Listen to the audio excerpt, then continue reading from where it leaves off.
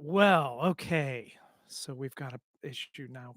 So I've been trying to go live on the stream that we'd set up and scheduled, and apparently I've created a new stream that no one's in. So let's make sure we get over there.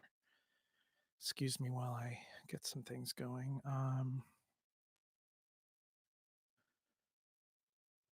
This isn't exactly the hot start we were hoping for on this live stream. But let's see if we can get the people who are on the other one to get over here. Let's see. Um, hold on a moment while I find the other live stream. You- um,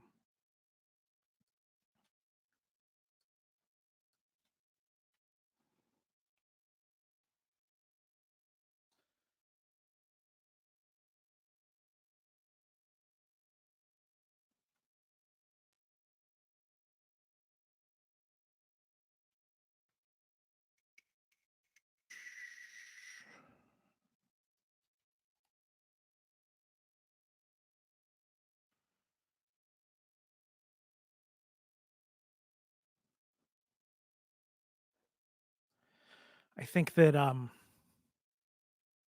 YouTube has been a little overloaded, and so we haven't. Um, I kept hitting the button, the go live button on the scheduled stream, but it looks like that didn't work. So I tried to create a new stream, and here we are. Let's see.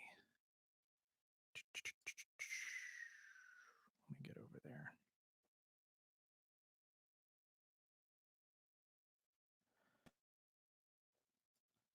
So this is the other stream. Now I need the link for the new stream. Boy, they don't make this easy. Mm-mm. If all goes well, when we post the archive of this, we'll be able to edit this part out and we'll get a nice fresh start for the video. But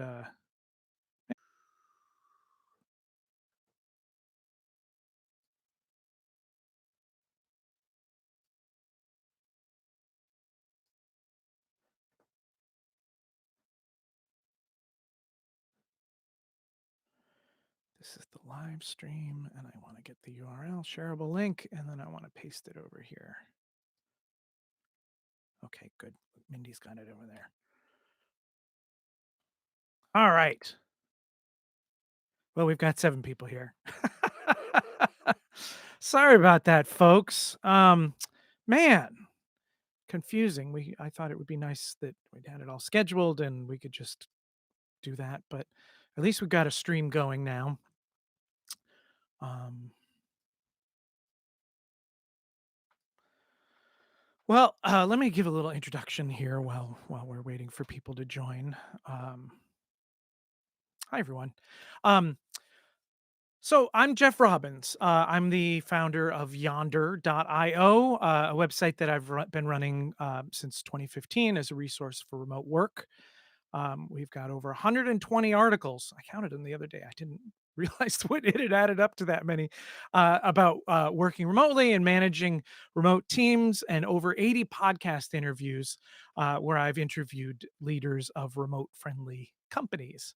For 11 years, I helped build and run Lullabot, which is a 65-person strategy, design, and web development agency without a central office, what we call a fully distributed company. I'm also a consultant and business coach who talks to company leaders and owners about management strategy for their companies, both co located and distributed. I've got a lot of experience with this whole remote work thing.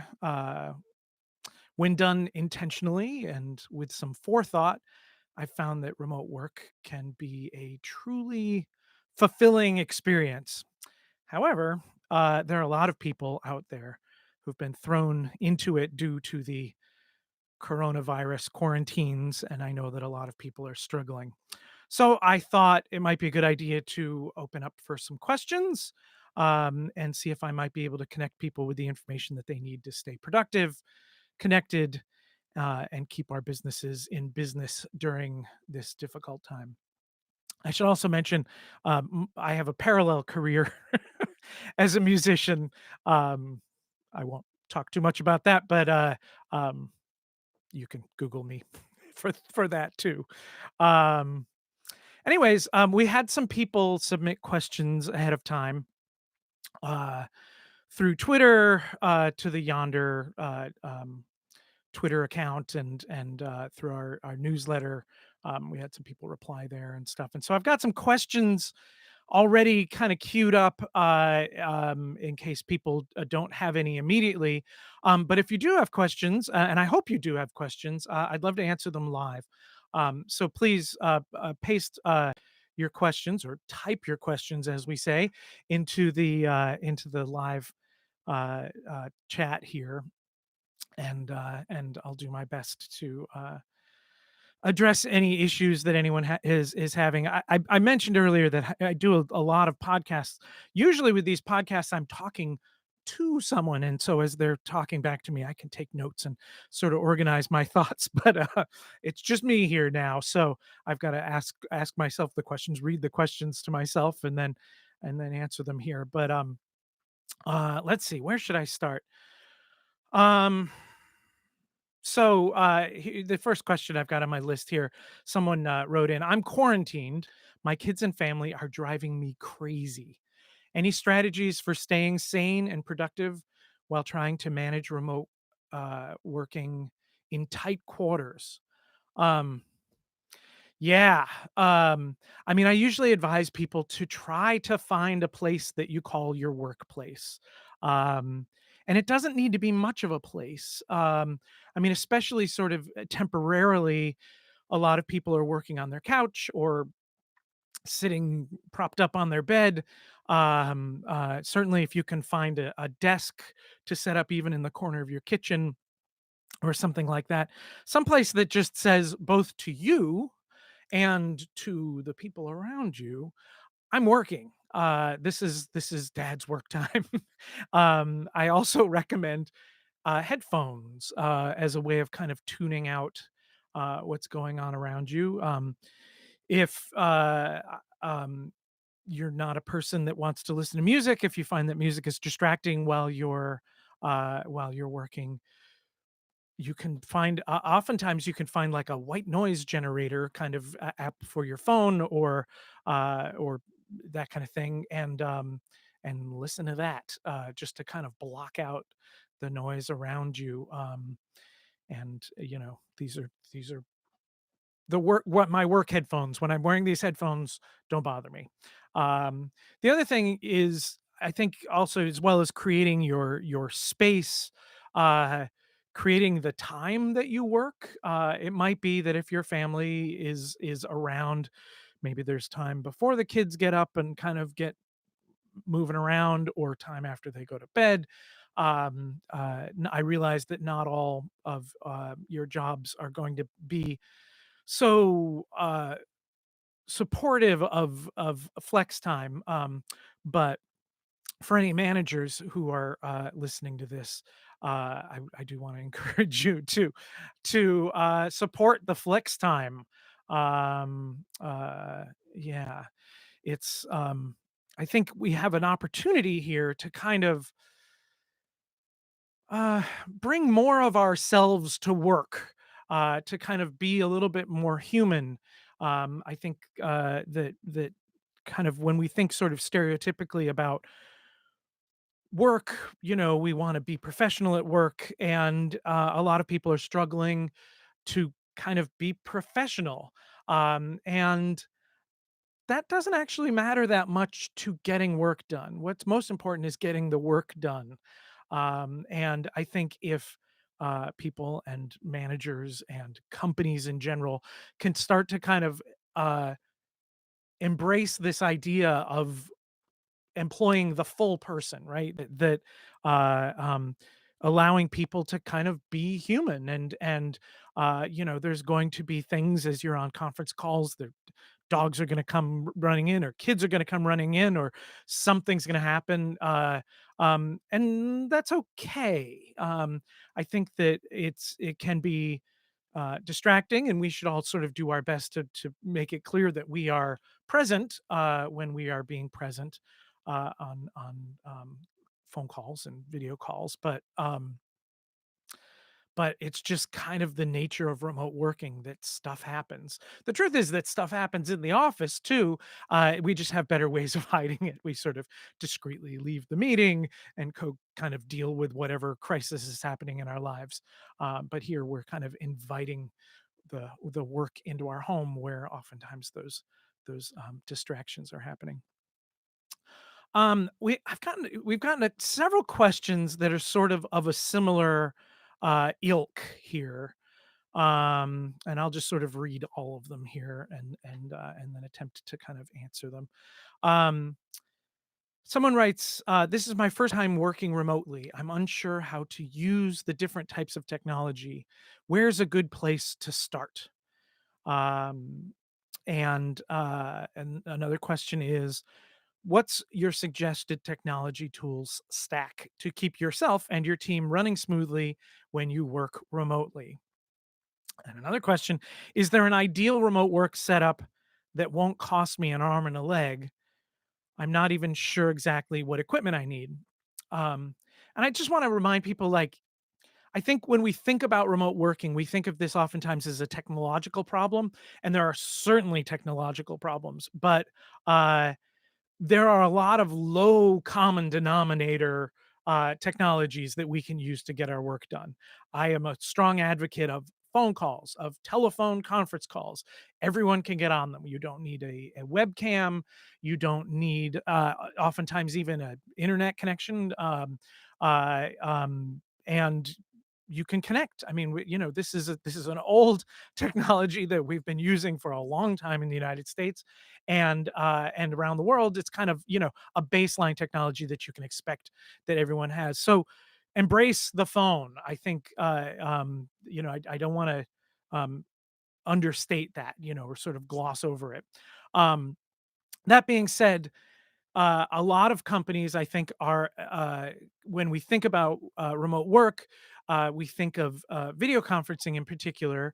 Um, uh, Again, you can get almost all of this same stuff done on a telephone conference without any video. I think the reason that people who work in offices, particularly managers who work in offices, really like video conferencing is because they can see people and kind of get more of a feeling that people are present, and there.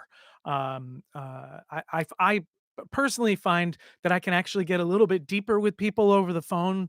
I don't know why that is, video conferencing, people need to kind of put on a nice shirt and check their hair. I find that stuff sometimes gets in the way of communicating, but it does sort of feel more like people are there. For that, you don't need much. You can do most of this video conferencing, Zoom, for example, on an iPhone or on an Android phone, or a tablet is even better. iPad, you can prop it up and get a lot done with an iPad, and like a Bluetooth keyboard.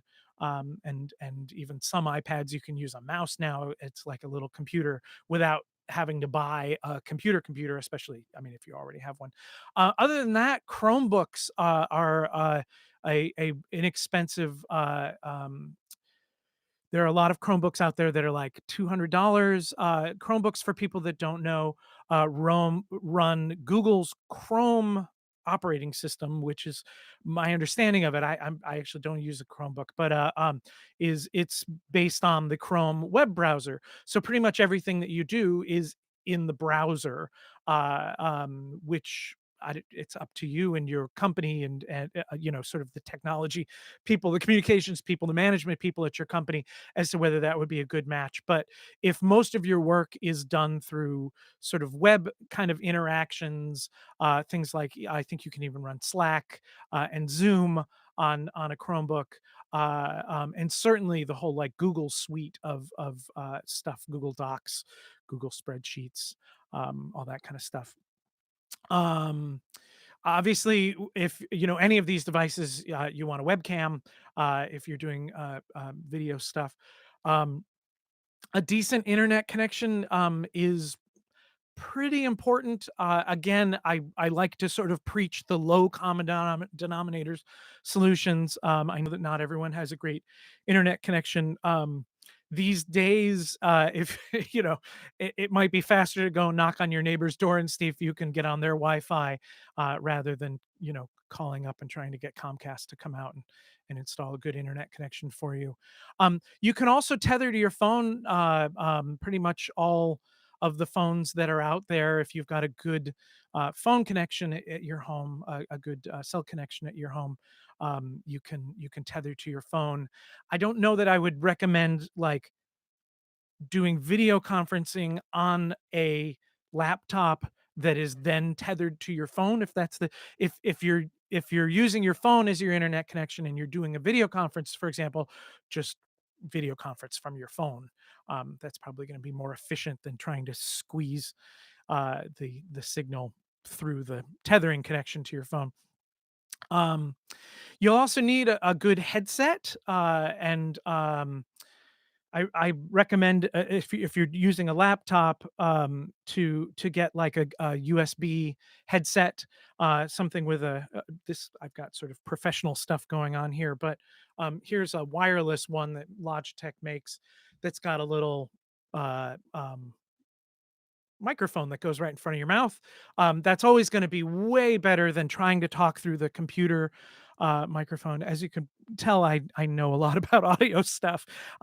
The microphone on your computer is an omnidirectional microphone, and it will pick up everything in the room and the echo of the room, and it can be kind of fatiguing for people who are listening. So get a headset with a little microphone, but boom microphone like this, as Yvonne is saying. And I also recommend, when you're getting a headset, to get one with these are called open air or open ear headphones, that have the foam, kind of a connection like this, a foam earpiece like this, so you can hear the room around you, and in particular so you can hear your voice, because for a lot of technical reasons that I won't get into right now, this microphone will not play through these headphones, uh, um, unless you turn on a monitoring thing in on your computer, and then there's a delay that will drive you insane. And you'll talk and you'll hear your voice coming back in an echo, and it will drive you crazy. So just the simple low tech version of getting headphones where you can hear your own voice as you're talking, because you can hear what's going on in the room, with open ear headphones. The other kind of headphones are this kind that I'm wearing, which are closed back headphones, and for those, again, I'm getting too deep into this, but you need to be able to hear your voice. And I'm running my I've got a whole podcast set up, and so I'm running through a mixing board, and I'm listening back to my voice in that way. But yeah, so that's what you'll need. I should also mention, I think I mentioned this earlier, but you can hook up an external keyboard and a mouse, if you've got a laptop and you're getting tired of it being on your lap, or sitting up on the desk trying to type like this, and you're looking for some better ergonomics. You can uh, put your laptop up on a box on the desk, and raise it up to a height where you don't need to crouch over it, and then use an external keyboard and a mouse, to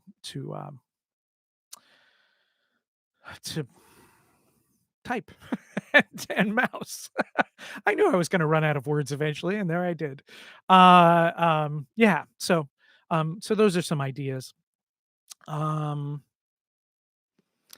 All right. I don't see any new questions in the chat, but feel free to uh to ask away. Um Another question we got was, what skills are going to be more valuable in this new type of working environment now that offices are closed? Are there courses or skills that we should be learning now? Um,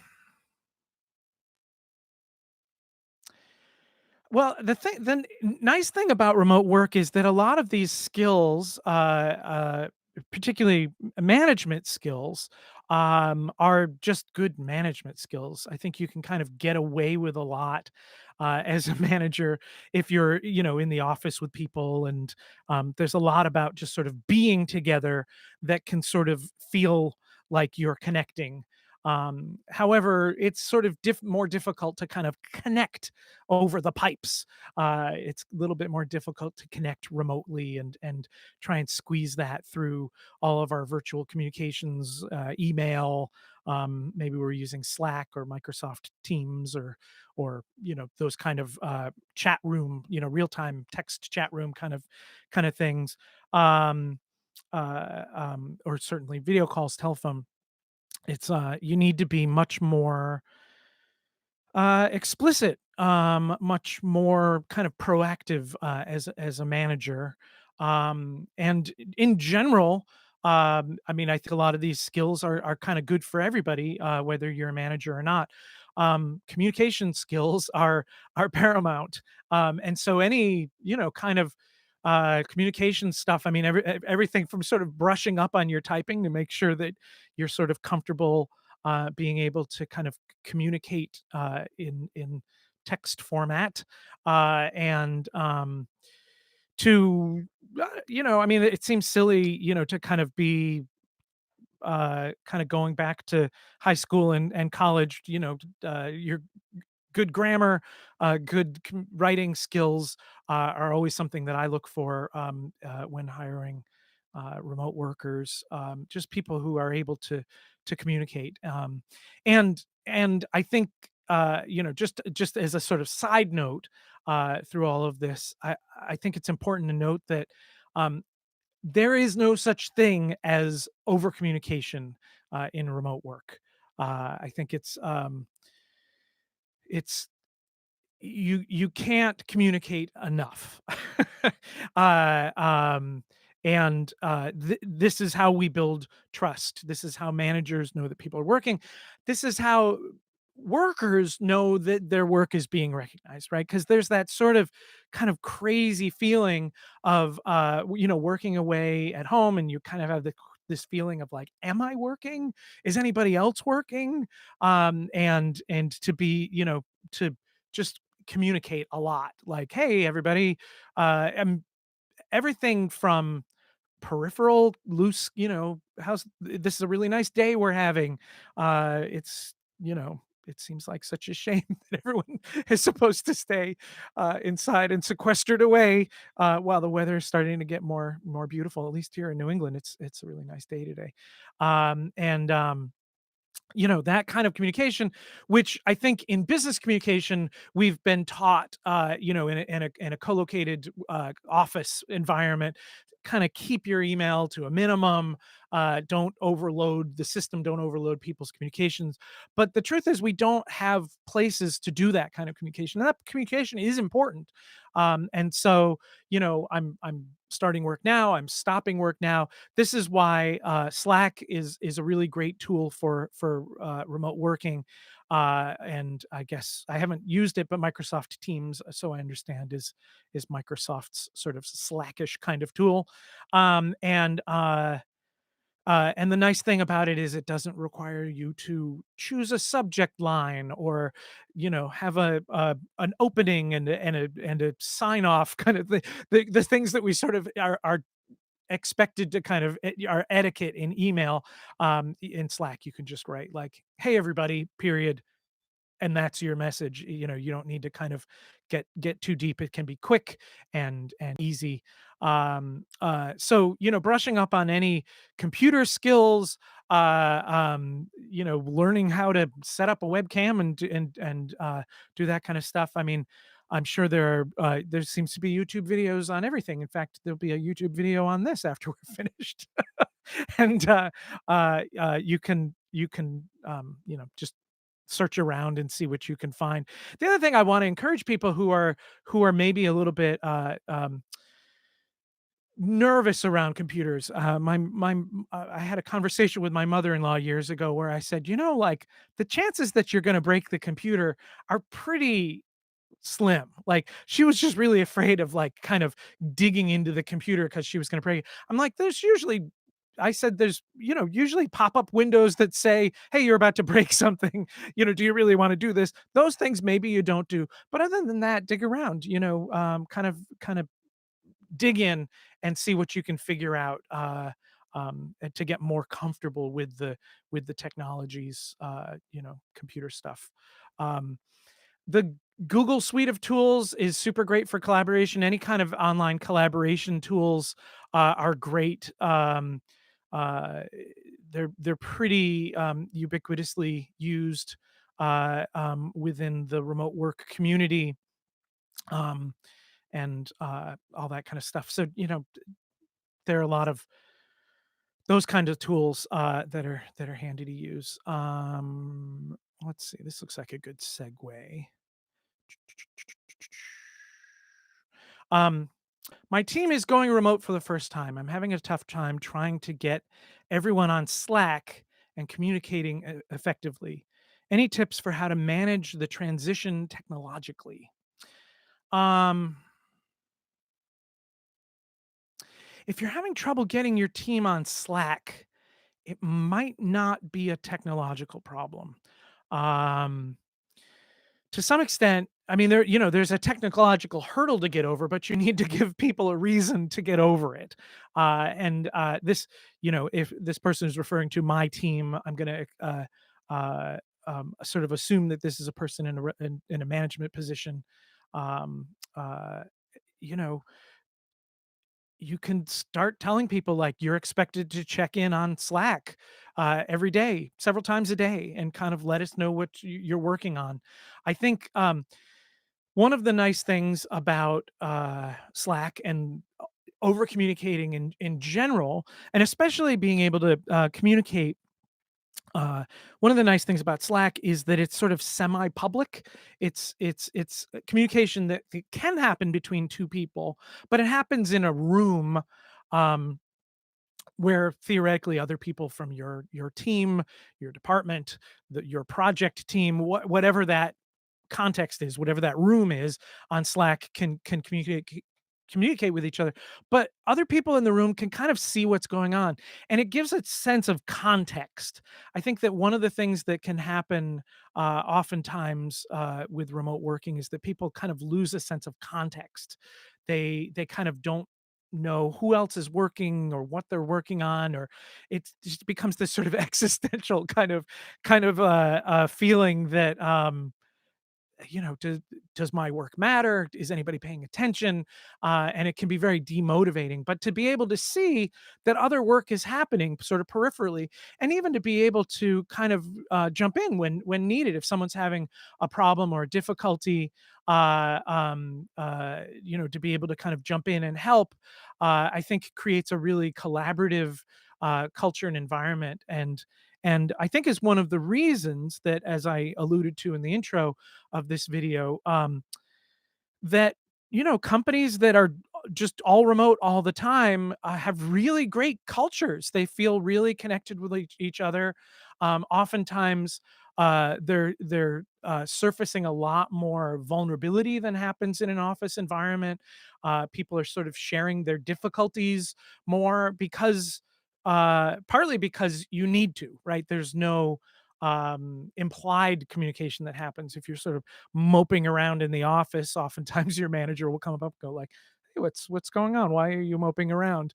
And you don't need to kind of be proactive about that. In a remote environment, you need to be more proactive about that. On the other hand, you can be more proactive about that in an environment where there's a lot of people who could be listening to help. And there's wonderful opportunities for collaboration. But I think, to just provide some guidelines to people about what's expected, and ultimately, management, in my mind, is managing expectations, is managing letting people know what's expected of them, and in order for them to do a little bit of self-managing, and do a good job. That's the other thing about remote working, is that there's a lot of self-management, and so we need to provide this context. We need to provide some guidelines and sort of, thoughts, around what a good job looks like, so that people can kind of guide themselves and know what that looks like. And so if you're having trouble getting on people on Slack, uh, first of all, Slack can be lots of fun. Um, you know, uh, uh, get a little bit of that going. Um, uh, you know, you're expected to post on Slack 3 times a day. You need to post, at the beginning of the day what you're planning on doing that day, at the end of the day what you did that day, um, and then, at some point, if you could just sort of post something, maybe you've got a personal channel or something like that.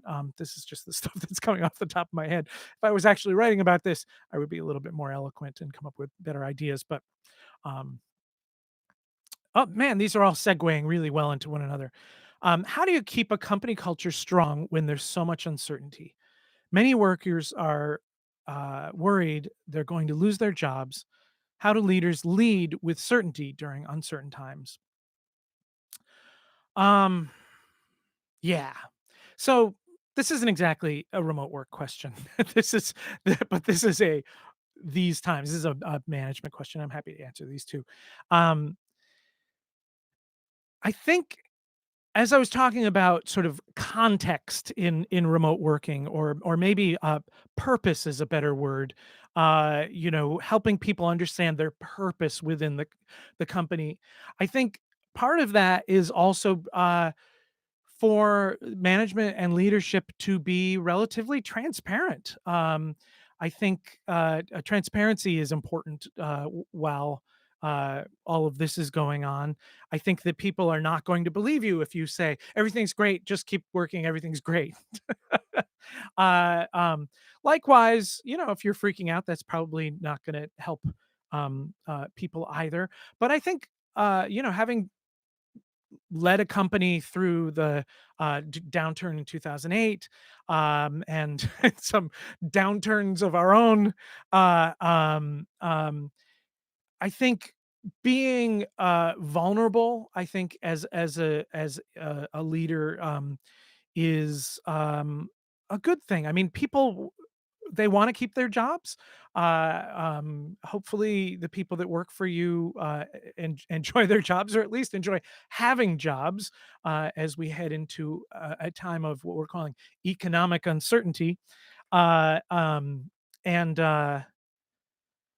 So to just be open, I think, can help kind of spread that burden. That we can kind of collaborate as a company if you're having trouble, I don't know, getting business to come in, or getting work done, or whatever, to, just kind of be part of the team, and share that. I think can be helpful, in that you can kind of ask for help, and maybe find some. That being said, hopefully, people in management positions and leadership positions are more experienced, and maybe have also been through some of these downturns that I've talked about. And um, I think I find that entrepreneurs in general tend to be relatively optimistic people, hopeful people. They think, hey, I could do run a company, and that's an act of optimism right there. And so bringing that in as well, I think is really important, to be able to say, for example, hey, listen, everybody.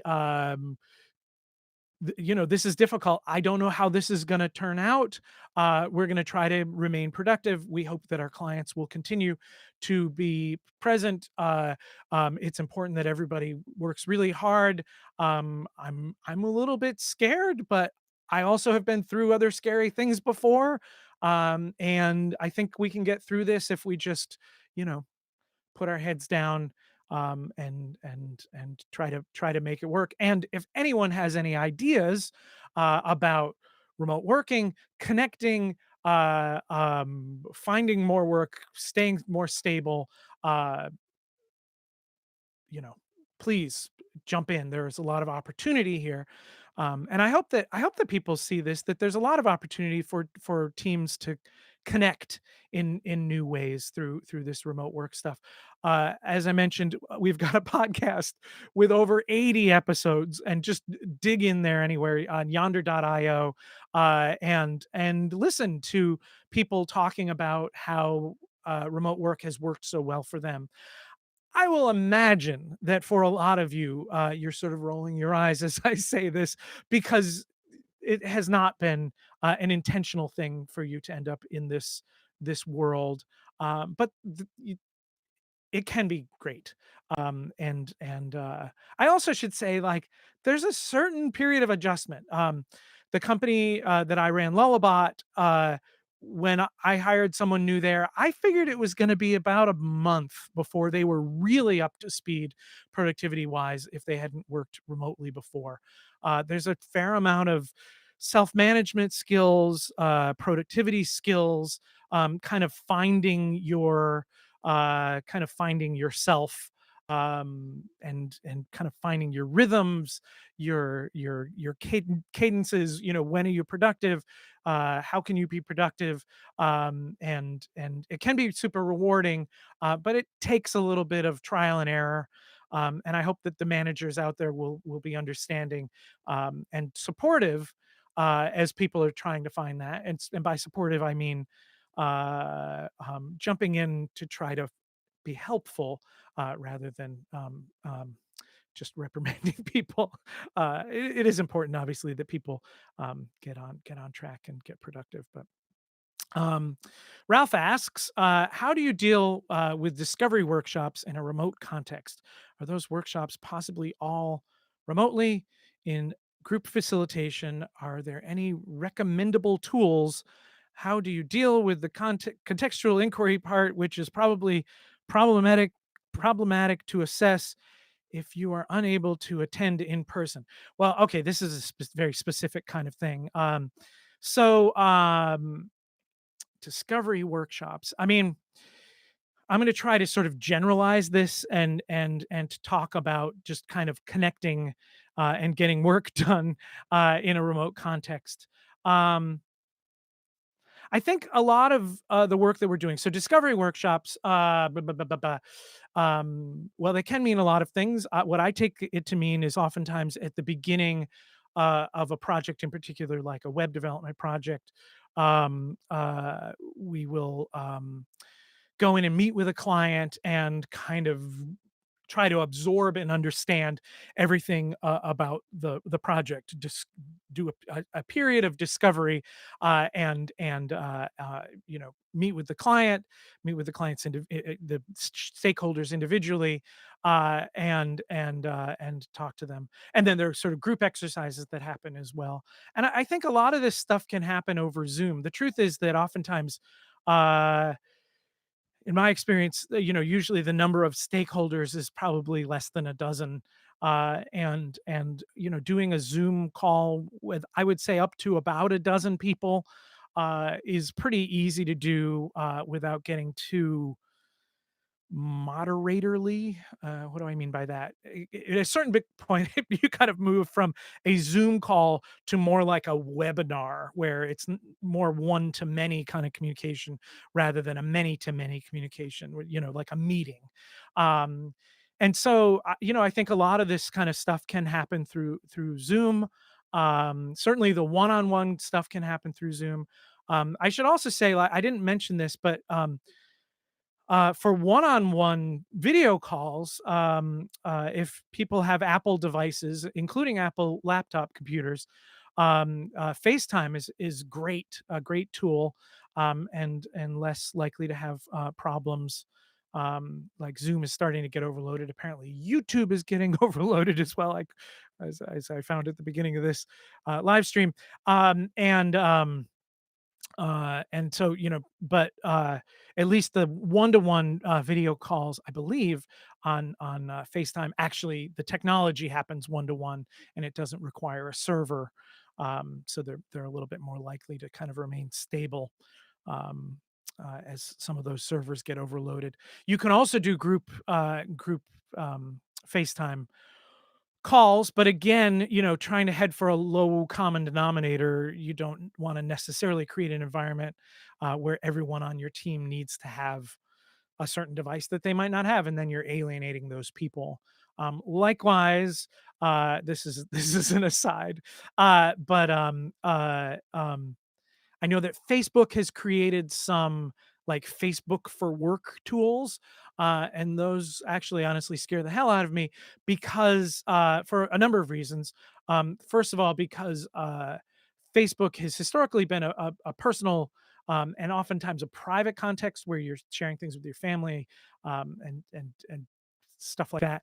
And I think psychologically, for a lot of people, they don't want their work stuff to overlap with that. But also for a lot of people, they don't use Facebook. They proudly don't use Facebook.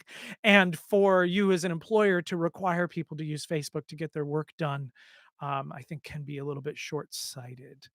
So try to find something that is kind of set up for by the company for the company for company purposes. Slack, Google Suite kind of stuff. Dedicated tools to the task. I feel like I got off track with this question. um Recommendable tools. How do you deal with the contextual inquiry part? um Yeah, I mean, it's just the same collaborative tools that I would recommend kind of for all of this. You're interviewing people, you're talking to people, and then oftentimes you need to collaborate with other people on your team. Google Docs is a super low common denominator solution. I'm looking at a Google Doc right now. All these questions have been pasted into a Google Doc, and Mindy, who is in the chat room there and helping moderate this, has access and is just pasting questions in. It's a very low common denominator solution. It's based on Microsoft Word, a tool that goes back to, well, it doesn't go back to the 70s, but it feels like it does. And it just common, simple tools oftentimes are fine. If you find that you're spending way too much time trying to find exactly the right tool for something, oftentimes these sort of more generalized tools, whether it's Google Docs or a spreadsheet, you can get a lot done there. You can, people are doing project everything from project management to uh, company budgets inside of Google spreadsheets and Google Docs as well.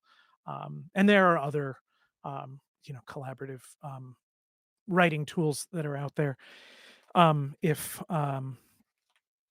If you're maybe have some issues around Google, but then you might not be looking at YouTube. So, all right, let's see. What other questions do we have here? Um,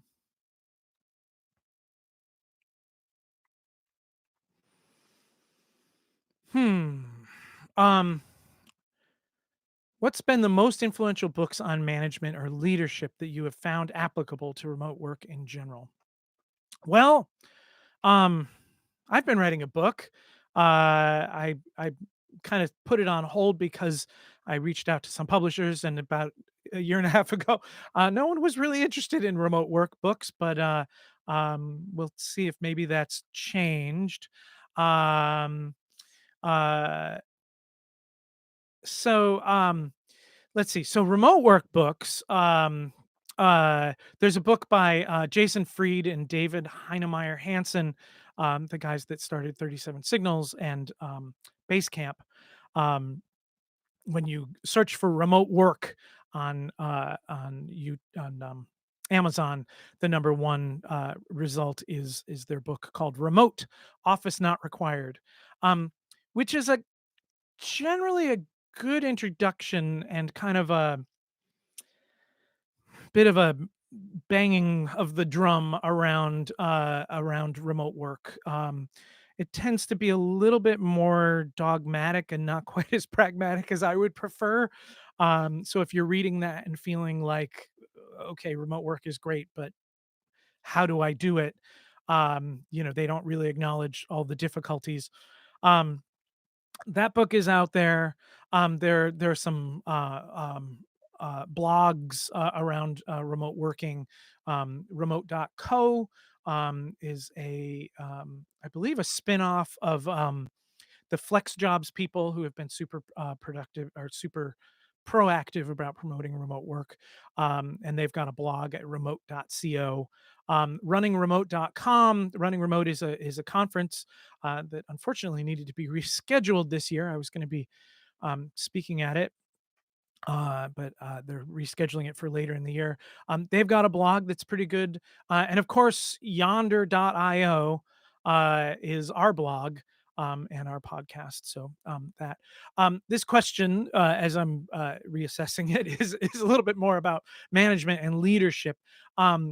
Again, I think that remote work is managing remote workers is just good management. So management books in general are, I think, great. Anything that helps you sort of understand how people are interacting and connecting, and that kind of stuff. There's a great classic book that I think was written in the 70s or the 80s called The 1 Minute Manager, that ultimately is kind of about teaching your team to manage themselves, such that you can just do 1 minute check-ins and make sure that everybody has what they need, and that you're not micromanaging, which would be sort of the opposite of it. Um, that kind of a thing is good. Productivity books like David Allen's Getting Things Done, a classic book, probably helpful to people who are sort of feeling like they can't get anything done while they're working from home. Um, a book that I talk about a lot with my coaching clients, and I talk about a fair amount on the Yonder podcast, is a book by Dan Pink called Drive, which I think the subtitle of is The Surprising Truth About What Motivates Us. Um, these are super, I find that that's helpful in just sort of understanding how people get motivated. I mean, ultimately, a big thing about working remotely is kind of dissecting and breaking down, like, what is work, what is productivity, how do we connect, how do we build trust with one another, what how do people get motivated, and then trying to rebuild that through these virtual connections, through the pipes, and so those kind of books kind of get you rethinking that kind of stuff. I'm sure there are others out there, and if anybody has any ideas, and you're watching live, post in the chat or post comments below. We will archive this video, and you'll be able to watch it in the future. So comment below. I'm supposed to point below. This is what people on YouTube do. Comment below, and let other people know what's worked for you. All right, we're kind of coming to the end here. Let me see if there's another question here that I can give some answers to.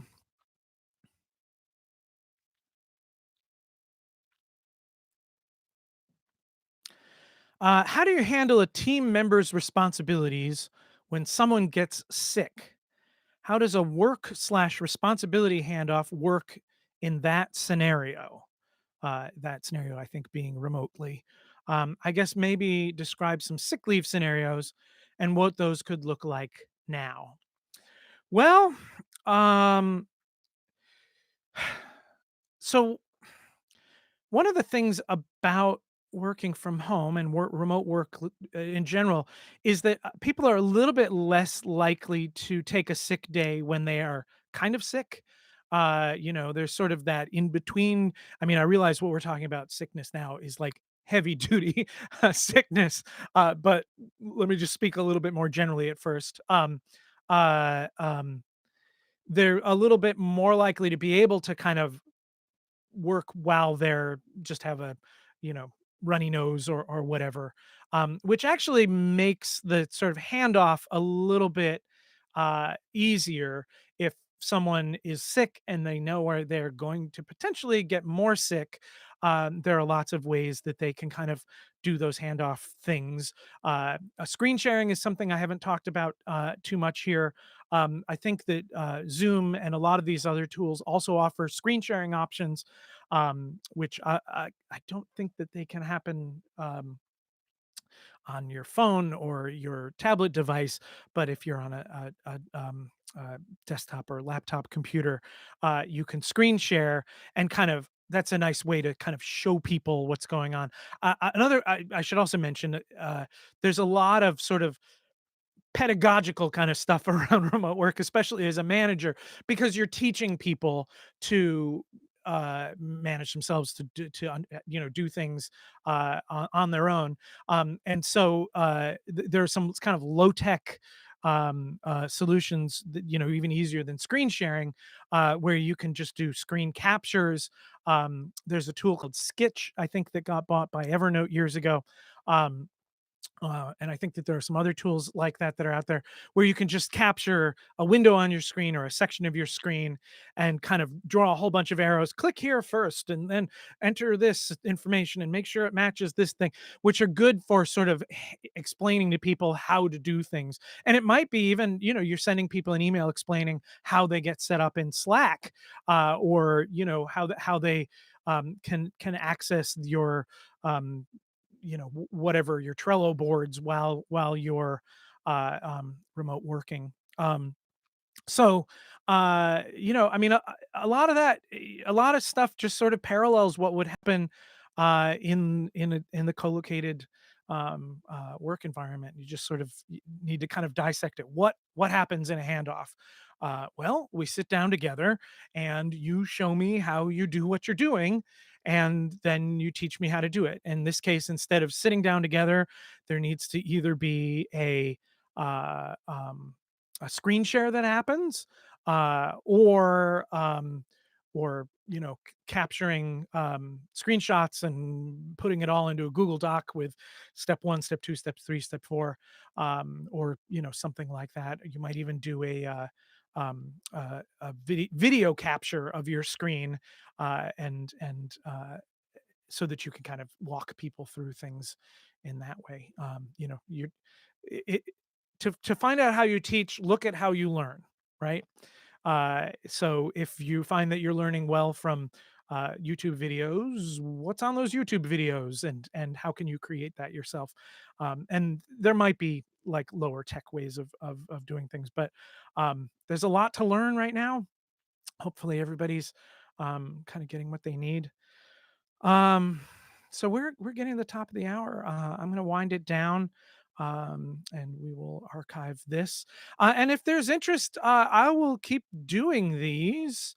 I'm sorry that boy, we had like 25 people waiting on our original live stream setup that was scheduled right at the top of the hour. And then as I kept clicking on the button to go live, YouTube kept saying, you can't. And so I tried creating a whole new stream, and here we are. But um, it didn't get out as widely as the one that we promoted, but hopefully people will find it, and hopefully they'll find it useful. Comment below. We'll try to keep this conversation going there. And if you're interested in us continuing to do these, let us know in the comments. Yonder.io is where you can find us. You can subscribe to our newsletter, subscribe to our podcast there. If you feel like you would like some help getting your team up and running with remote work, you just got questions, you need somebody to talk to, someone who could be empathetic and helpful, I'm happy to help. You can reach out through the contact form on the Yonder website, and let us know. But hope this was helpful for people, and I hope that people can stay healthy and safe, and that you've all got enough hand sanitizer. Have a great day. Okay, bye everyone.